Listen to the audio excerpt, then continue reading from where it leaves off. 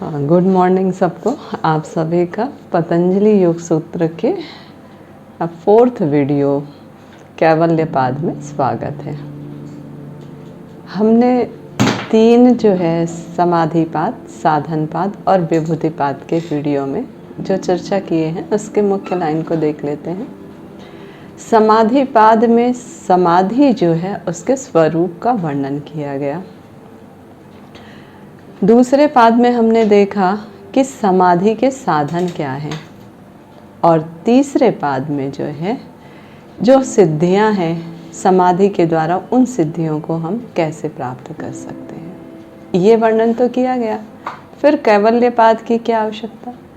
इन तीनों पादों में जो है उनके प्रसंग वर्णन तो किए गए हैं, परंतु विवेचना जो करना चाहिए था वो नहीं किया गया, और उसकी जो विवेचना है वो कैवल्य पाद में किया गया है। तो हम चौथे पाद का आरंभ करते हैं, कैवल्य पाद। और इसमें केवल समाधि ही की सिद्धियां नहीं, ऐसी भी बातें कही गई हैं जो समाधि के बिना भी उन सिद्धियों को प्राप्त करने में सहायक होते हैं। तो पहला ही जो सूत्र पतंजलि जी ने दिया हुआ है, उस पहले सूत्र में ही उन्होंने कहा है, जन्मौषधि मंत्र तपा समाधिजा सिद्धिया। कहने का मतलब जो है, जन्म से होने वाली, औषधि से होने वाली, मंत्र से होने वाली, तप से होने वाली और समाधि से होने वाली 5 प्रकार की हमारी सिद्धियां हैं।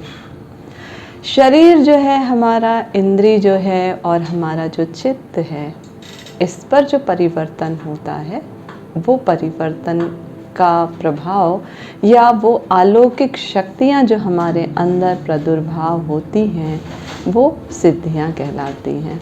तो हम 5 सिद्धियों में क्या अंतर है, इसको थोड़ा सा देख लेते हैं। सबसे पहला जो है जन्म से होने वाली सिद्धि।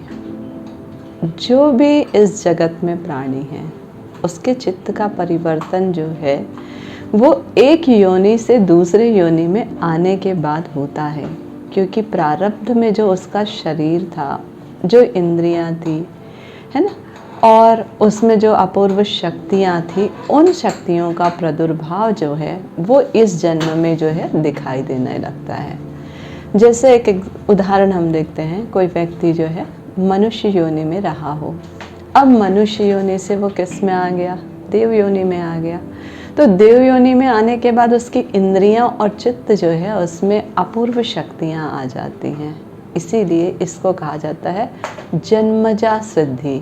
अब इसका एग्जाम्पल ऐसे कौन है, कपिल मुनि के बारे में आपने सुना होगा, वेद व्यास के बारे में आपने पढ़ा है, सुखदेव जी के बारे में पढ़ा हुआ है।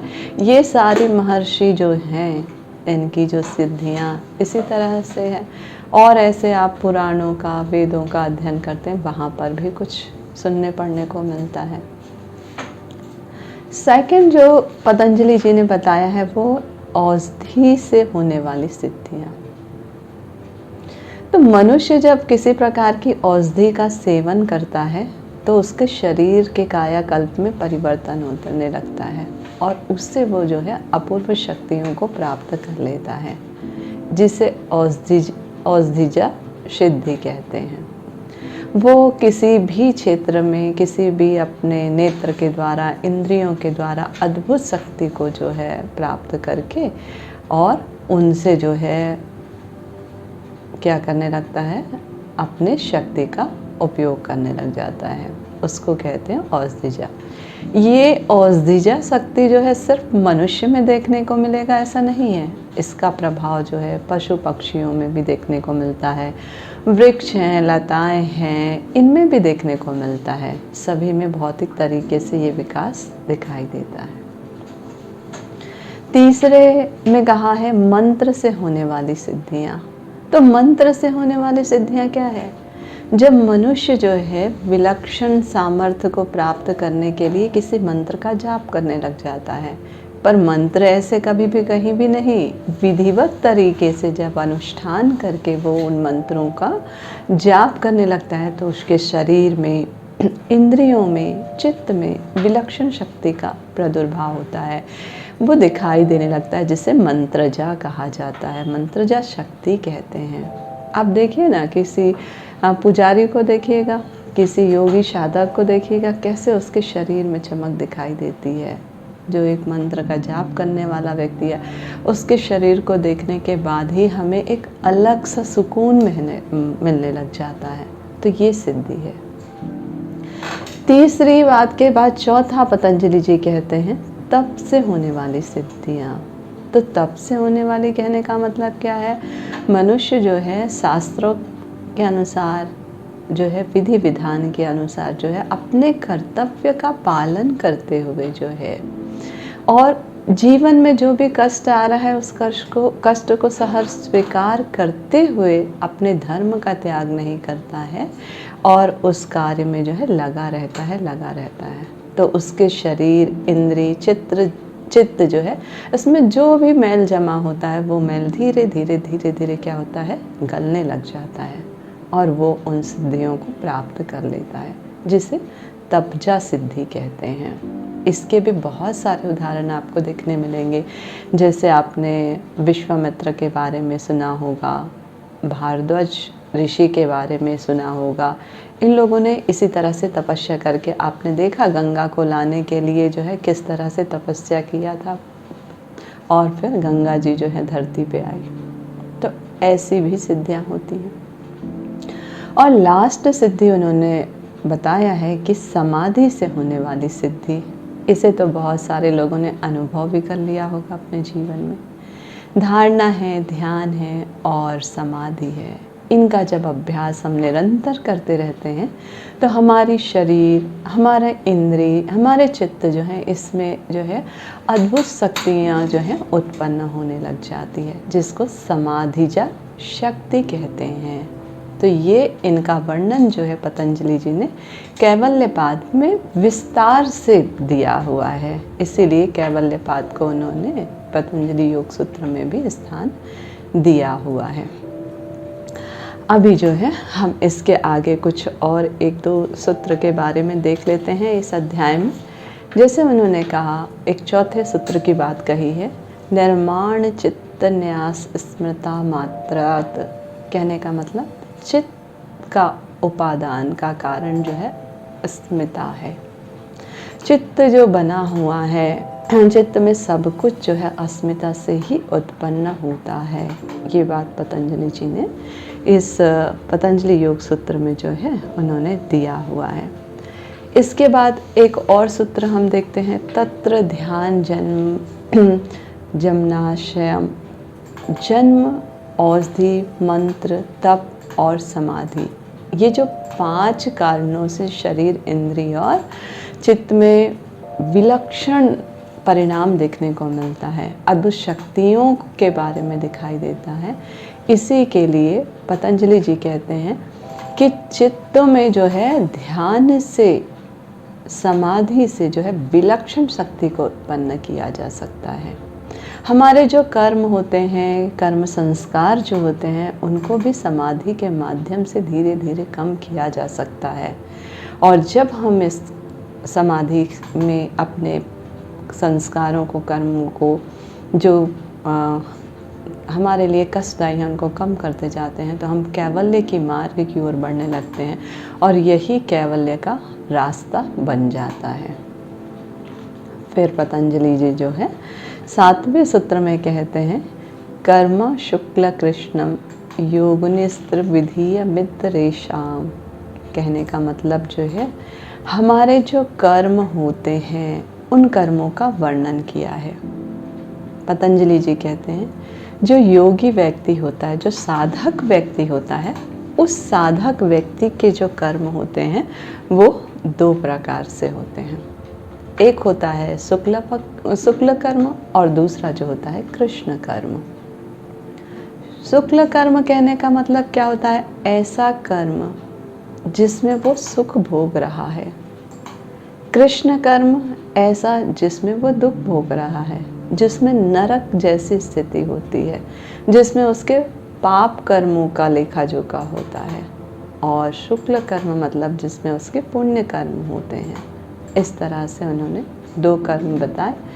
और जो साधारण मनुष्य होते हैं उन साधारण मनुष्यों के लिए 3 कर्मों का उल्लेख किया है।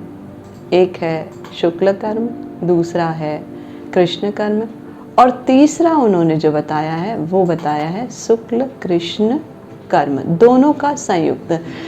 मतलब उसका कुछ जो कर्म है वो पाप से और कुछ कर्म जो है पुण्य से जुड़ा हुआ है। दोनों का जो मिला जुला रूप है वो किसके अंतर्गत है? 3rd प्रकार के कर्म के अंदर बताया है पतंजलि जी ने।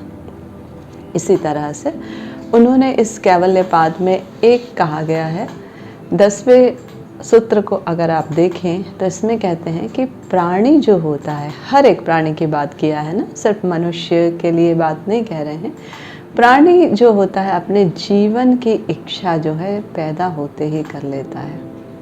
हर किसी को जो है वो कितना भी क्षुद्र से क्षुद्र या कहना चाहिए तुच्छ से तुच्छ भी क्यों ना हो, उसके अंदर अपने जीवन का मतलब मृत्यु का जो भय होता है वो देखने के लिए मिलता ही है।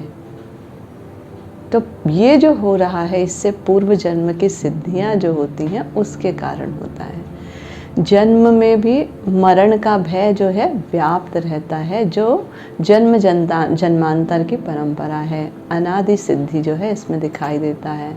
और ये भी उन्होंने कहा है कि वासनाएं जो होती हैं, वासनाओं का अनादित्व भी जो है अपने आप सिद्ध होता जाता है जन्मों के आधार पर।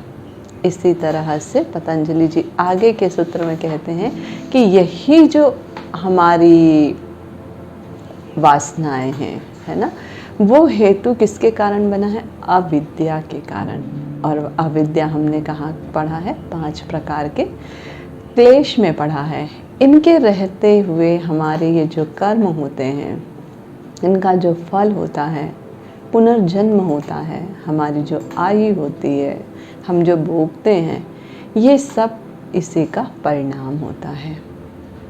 हमारा जो जीवन है उस जीवन में हम जिसमें आसक्त हो गए हैं, जहाँ हमारा मन अटका पड़ा होता है वहाँ पर, तो ये हमारे जो संग्रहित कर्म होते हैं उस पर प्रभावी होता है। विवेक जो होता है, ज्ञान जो होता है, उस ज्ञान से हम क्या कर सकते हैं? अविद्या को कम कर सकते हैं या अविद्या का नाश कर सकते हैं। और इसी अविद्या के नाश होने के बाद हम धीरे धीरे जो है अपने पूर्व जन्म के जो कर्म हैं उनसे और आगे कैवल्य के मार्ग की ओर बढ़ सकते हैं। इस बात को पतंजलि जी ने जो है इस सूत्र के अंतर्गत बताया हुआ है। तो इस तरह से पतंजलि जी का जो कहना है कि कैवल्य के मार्ग पर आगे अगर बढ़ना है तो हमें अपने वर्तमान स्थिति में जो है कौन कौन सी बातों को ध्यान रखना है? अष्टांग योग का पालन करें, ध्यान, समाधि, धारणा सब पर फोकस करते हुए कैवल्य को प्राप्त कर सकते हैं। आप सबको कैवल्यपाद के बारे में और अधिक जानना है तो नीचे कमेंट्स में लिखिएगा, तो हम आगे इसको डिटेल में बनाएंगे। दूसरा, अभी हमने चारों जो पतंजलि योग सूत्र पर वीडियो डाला है, इसको आपने ध्यान से सुना, देखा, इसके लिए हम आपको धन्यवाद देते हैं।